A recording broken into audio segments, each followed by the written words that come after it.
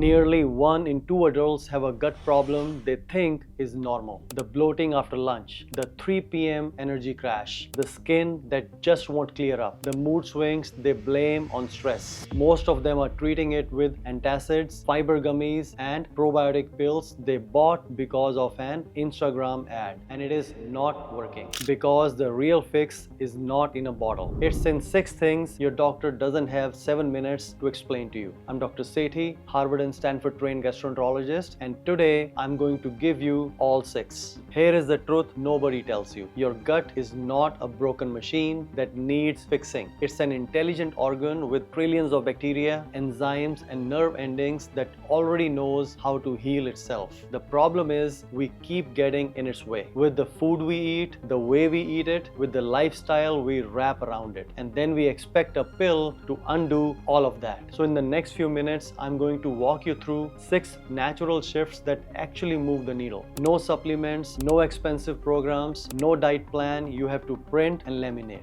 Just the stuff that works. Let's start. First, the 30 plant rule. The first one is going to surprise you. Forget probiotic pills, forget the digestive enzymes that promise to fix everything. The single biggest predictor of a healthy gut microbiome is something called plant diversity. There is a study called the American Gut Project that looked at thousands of people's microbiomes, and the people who ate 30 different plant types every week had a dramatically more diverse and healthier gut microbiome than people who ate fewer than 10. Not 30 servings, 30 different plants. Now you might be thinking that sounds impossible. It is actually not, because plants don't just mean broccoli and spinach. Herbs count, spices count, nuts count, seeds count, beans, lentils, fruits, whole grains, every single one of them is a plant. So if your dinner has olive oil, garlic, onion, tomato, basil, and a side of quinoa,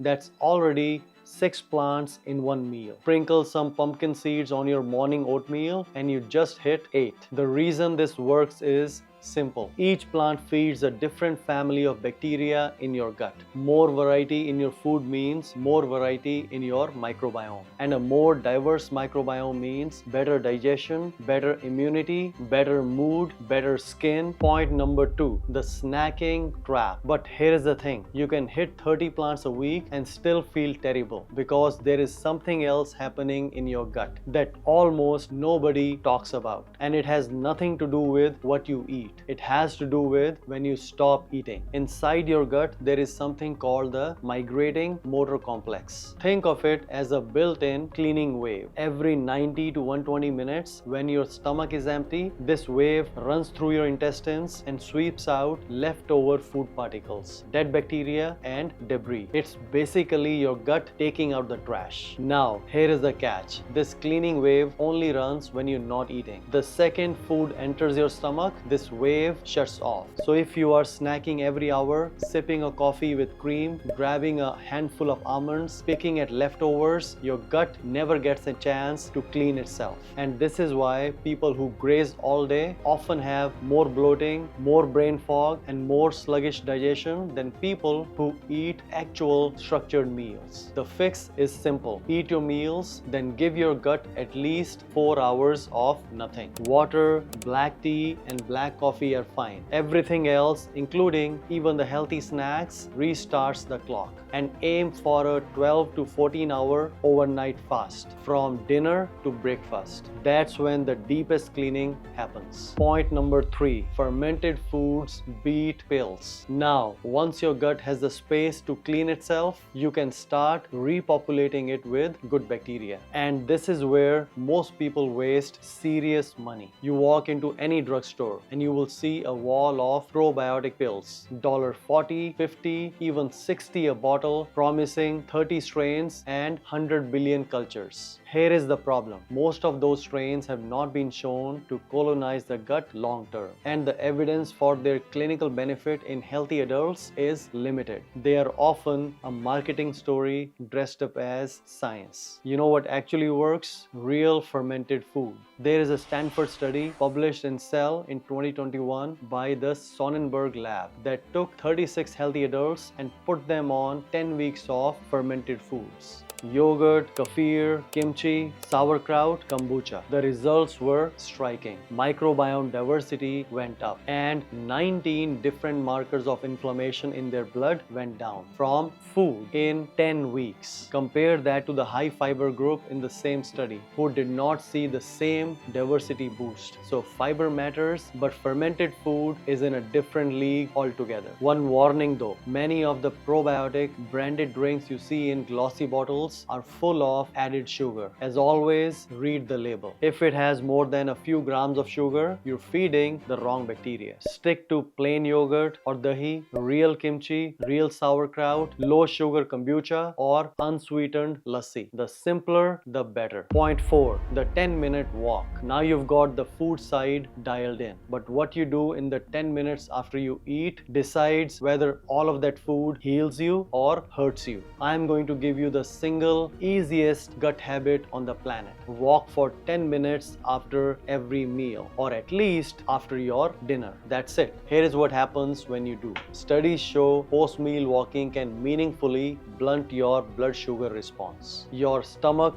empties faster, which means less bloating. Your body shifts into a slightly parasympathetic state, which is the state your gut actually needs to digest food, and the gentle movement helps food travel through your intestines instead of just sitting there fermenting. Most people do the opposite. They eat a heavy lunch and immediately sit down at a desk for 3 hours, or they eat dinner and collapse on the couch. Your gut is now trying to digest a meal in a position that works against gravity, against motility, against everything it needs. You don't need a treadmill. Just walk around your block, walk around your office, walk to a coffee shop and back. Just 10 minutes, and that's all it needs. Point 5. Stress is eating your gut lining. Okay, so here is where it gets a little uncomfortable, because no food, no walk, no fermented anything fixes this next one. Your gut and your brain are wired together by something called the vagus nerve. It is the longest cranial nerve in your body, and roughly 80% of its fibers are sending signals from your gut to your brain, not the other way around. Your gut is constantly talking to your brain, and when your brain is stressed, it talks back loudly. Chronic stress thins the mucosal barrier in your gut, the protective layer that keeps bacteria where they belong. When that barrier is compromised, you get what's clinically called increased intestinal permeability, often referred to as leaky gut. You get inflammation. You get food sensitivities you didn't have before. Your motility slows down.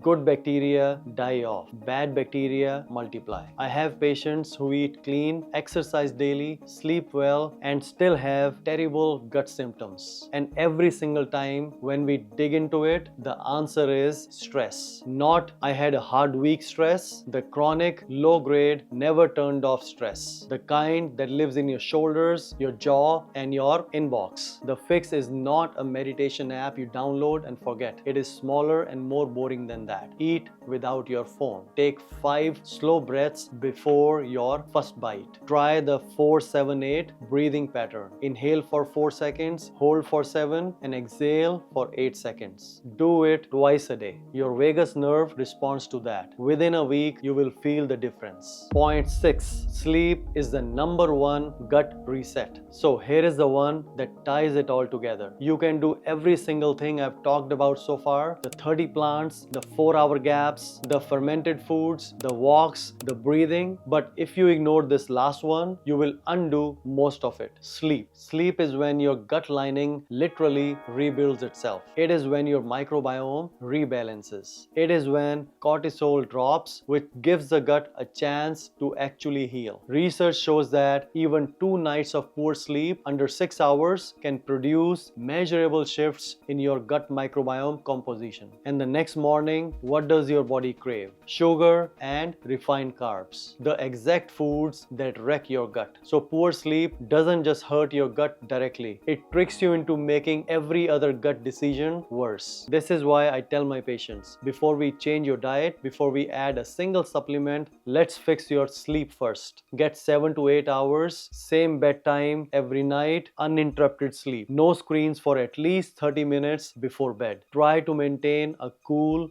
dark room. Last meal at least 3 hours before you sleep, so your gut is not digesting when it should be repairing. If you only take one thing from this video, let it be this: sleep is the most underrated gut therapy on the planet. It costs nothing, it requires no prescription, and it works while you are literally doing nothing. So let's recap: 30 different plants a week, 4-hour gaps between meals with at least a 12-hour overnight fast, real fermented food instead of probiotic pills, a 10-minute walk after every meal or at least after your dinner, working on your vagus nerve tone for stress, and 7 to 8 hours of real uninterrupted sleep. That's it. That's the whole list. No prescription, no expensive supplement, no fat diet, just the things most doctors don't have time to discuss with you in their 15-minute appointment. And before you go, I want to ask you something. In the comments, tell me which of these 6 you're going to start with tomorrow. Just one. I read all your comments. I'll see you in the next video.